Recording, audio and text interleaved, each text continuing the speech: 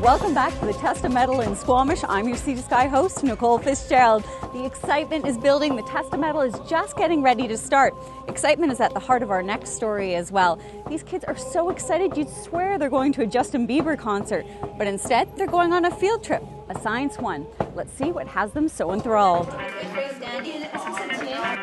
These excited kids, who are in grade 6 to 8, have come from all over the Lower Mainland to take part in the All Science Challenge here at UBC. They are working together with volunteers, mostly UBC students, who are here to share their love of science with the kids. A lot of excitement, and kids get really into the science and into the design challenge that we have them do. The kids have to work together to construct a tower as high as possible using only office supplies like Post-it notes. And they were marked based on height and teamwork and creativity. The actual two columns coming up was Ben's idea, and linking them together for better structural support and balance of gravity was Matthew's idea. We had a great teamwork. It's just overall interesting. You learn about everything around you. I think that the kids get excited about science, and I mean that's what you want at that level, is for kids to be excited about learning new things and being able to apply it, and competition is always a great way for that to come out. Why didn't I think of this before? With all this excitement from the kids, it's safe to say you may be looking at the next generation of scientists. Time is up, so put down all your little Post-it notes and any sticky things left in your hands. I think that in the end the kids know that there's other people out there who love science too, and it's kind of a reinforcement to know that science is exciting, and we do these hands-on challenges that I think just get their motivation up to continue learning about more science. It was amazing! It was so fun! In Vancouver, I'm Isabel Bach for The Express. The Science Challenge takes place in 22 schools across Canada. Our science lesson continues with Cam and Raminder from the Space Centre. Today, they talk planets.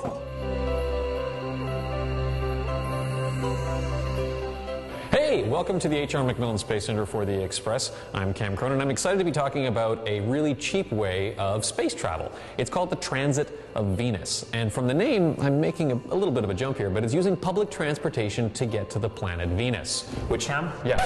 We're not talking about that type of transit here. Oh, okay. So what is it we're talking about? I was pretty sure we were talking about using a bus. I ride the 99 quite a bit to get to the planet Venus, which sounded to me like a bad idea because of the whole lack of air and stuff. But what is the Transit of Venus then in scientific terms? So on June the 5th, 2012, the planet Venus is going to travel across the surface of the sun as viewed from the Earth. And it's going to be in a bus? No. It's just going to... Okay, so forget what I said before about the whole thing. It's really just, it's the passing of a planet in front of our sun. And what are we going to see then from Earth? So it's kind of like an eclipse. Okay. But the Venus is very small compared to the moon in terms of size from the Earth. But it's going to just, you're going to see a small dot traveling across the surface of the sun as the day progresses.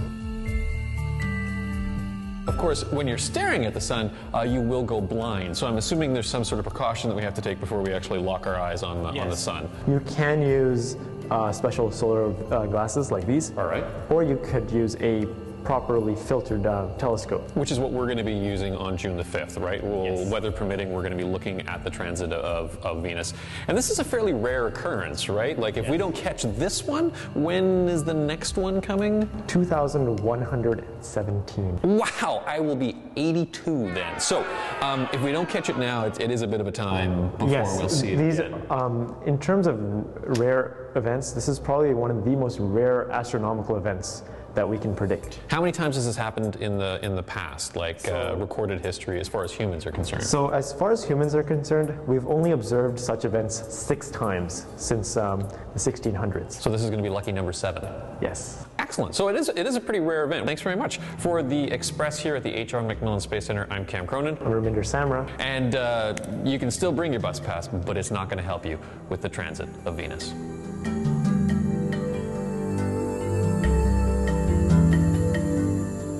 Still have questions about space? Tweet Cam and Raminder at Ask an Astronomer. Well, Test of Metal, as you can hear, is just getting ready to roll. We've got an action-packed show for you today. The Express, you'll only find it on Shaw TV, and we've got more heart-pounding stories coming your way. When I say tough, you say mutter. Tough mutter! After the break, an event that is one tough mutter.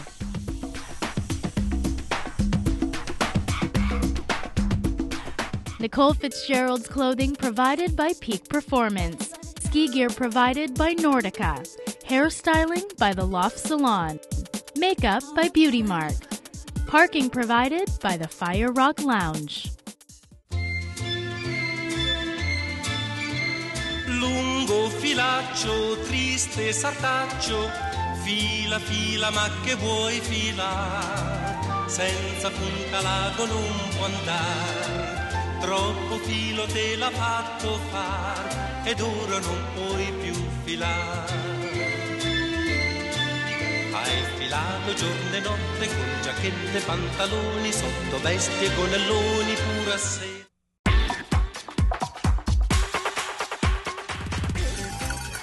Welcome back to the Express on Shaw TV. I'm your Sea to Sky host, Nicole Fitzgerald, and it's loud. The crowds are my favorite part of the Test of Metal. They got bells, they've got signs, and most importantly, they've got more community spirit than the rain. Next up, celebrity chef cooking classes. Meet Quang Dang of West Restaurant, who brings fine dining home. Things are bustling in this kitchen. For 7 years, the Arts Club Theatre Company has hosted celebrity cooking classes. As part of their annual California Wine Fair, chefs volunteer their time, and ticket money benefits Arts Club programs. We started doing 1 or 2 classes in a season to support the theatre company other than our bums in seats, and it's grown exponentially. Generally, we do now a spring season and a spring, summer, and a fall season. It makes it easier on the chefs, and you get a different variety of types of cuisine. So people like to support the theater, but they also like to come and see a great house and have a different chef and that type of thing. Homeowners from around Metro Vancouver open their doors to strangers and enjoy a unique meal, as well as a lesson in how it all comes together. We have a little canapé to start with, made with some beautiful spring salmon, a little bit of Granville Island sake mayonnaise, some fresh gnocchi, mushroom gnocchi, some foraged mushrooms, and a lot of good, nice, fresh spring flavors. After that, we've got ourselves a bit of ash-crusted pork loin, some spring peas, and rhubarb. So, like, the beauty of the ingredients of all the menu here is the fact that everything's local. The program's popularity lies within the unusual opportunity to be front row in a chef's kitchen. Some of the chefs are very keen to put people to work. You know, who's got an apron, who wants to chop, who wants to learn how to make gnocchi. Other times, if the class gets bigger, like tonight, will be much more hands-off, observing. If you have a question, don't hesitate to ask.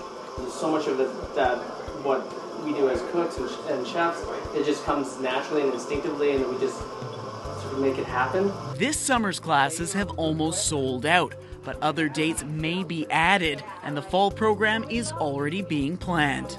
The classes are just a wonderful experience. They bring together a ton of people. It supports the theater. I've learned so much about cooking and Vancouver restaurants and the experiences, and it's been super rewarding.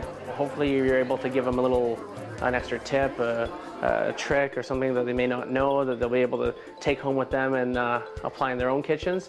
It's a very different interaction than, you know, being in a hot kitchen in the middle of service, you know, for multiple hours in a day. If you'd like to enjoy an evening with one of the city's top chefs, watch artsclub.com for tickets and sign up before they're all gone. I'm Paul McLelland in Vancouver for The Express. Celebrity chef cooking classes will be offered until mid-July. Look out for Food Network stars like Anthony Sadek. Well, the rain is pouring, the mud is ripping, and these riders are still racing here at the Test of Metal. A punishing event, and so is the Tough Mudder. This event is going to be coming to Canada for the first time, and competitors aren't afraid to get dirty. But it's more than an event, it's a way of thinking. Yeah, buddy, come on. Nice shot. My mantra is, this is tough, but I am tougher. Good job, you guys. Bring it in, bring it in. When I say tough, you say mutter. Tough mutter. Right on. Well, tough mutter to me means teamwork, camaraderie. It means having fun while you're out there, and it means like leaving no one is left behind, so to speak. So who's tougher? Who's the tougher mutter?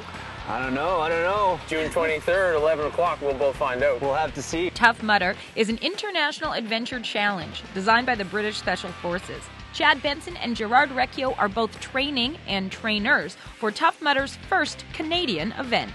Well, wait, I mean, you have different areas of expertise, though, right? No?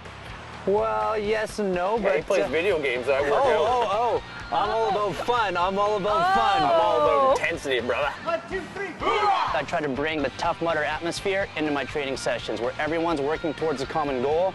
The only person that they're competing against is themselves, and it's really about working together to accomplish a challenge. 25 challenges to be exact, over 16 kilometers or 10 miles. The training ground for Tough Mudder is as intense as it is inventive. Trail running with logs, partnered one-legged plank push-ups, and towel swings on the monkey bars. We need more grip strength. It's thicker than the bar itself, so it's going to require more forearm, shoulder, and back strength to be able to get through. Tough Mudder is as much of a mental challenge as it is a physical challenge. And prepping yourself physically is one aspect, but there's some people that are afraid of water. They're afraid of cold water. They're afraid of jumping from heights. So I try to incorporate a little bit of that mental challenge in my training sessions as well, too. For example, if you're afraid of getting dirty, trust me, you'll get over that pretty quick.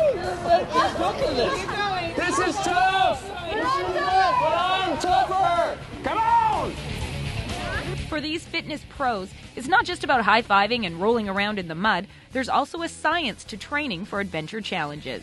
While there's 5 zones when you do a traditional cardiovascular training program or a heart rate training program to build up the strength of your heart, usually one of the things you want to do is sort of make it fun because people don't understand it. So I've broken it into 5 mutter zones, starting with this isn't so tough, all the way up to the accumulation of I am a tough mutter. So the heart rate monitoring system goes from your chest down into your wrist, and that tells you everything you need to know about scientific heart rate training. Now, this adventure challenge is designed to test stamina and strength.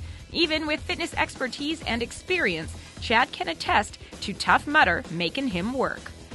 I am fully embracing the Tough Mudder repertoire, and I've done more of my own personal training in the last 3 months and probably accumulated more mileage, running mileage, hanging, climbing, crawling, lifting, pushing, pulling sort of workout time than I probably have in my entire life. And I mean accumulation of my life in 3 months. It's not a race. A lot of people think, oh yeah, are you going to win Tough Mudder? Like, no one wins Tough Mudder. Every team wins by finishing that finish line all together. It's all about camaraderie and teamwork. I help my fellow mothers complete the course. I overcome all fears. Giving new meaning to the saying, when the going gets tough, the tough gets going. I'm Johanna Ward in North Vancouver for The Express. When I say 1, 2, 3, you yell hoorah! 1, 2, 3, hoorah!